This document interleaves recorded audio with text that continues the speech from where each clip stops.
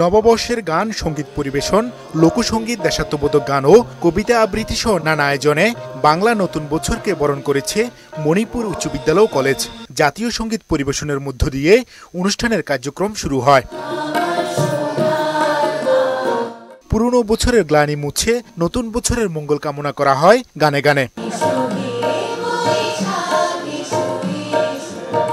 নববর্ষ নিয়ে কবিতা আবৃত্তি করেন ডাক্তার মুস্তফা আব্দুর রহিম। নতুন সূর্যোদয়ে আলোকের এই ঝর্ণা ধারায় ওয়ালটন ফ্রিজ কিনে অনেকের মতো আপনিও হয়ে যেতে পারেন মিলেনিয়াল।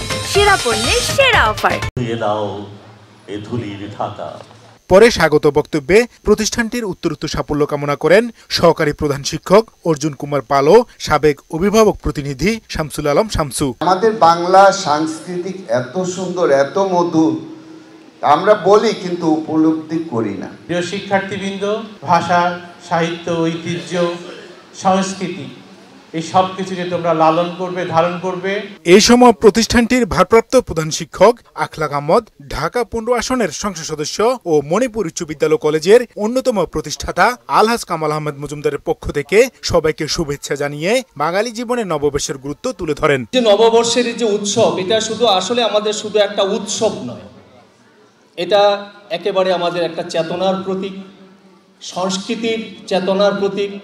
অতীতের সব ভেদাভেদ ভুলে মণিপুর উচ্চ বিদ্যালয় কলেজ পরিবারকে নিয়ে একসাথে কাজ করার প্রত্যয় জানান তিনি। আমাদের এই পরিবারটি অত্যন্ত সুখী এবং সমৃদ্ধশালী রূপে আমরা গড়ে তুলব।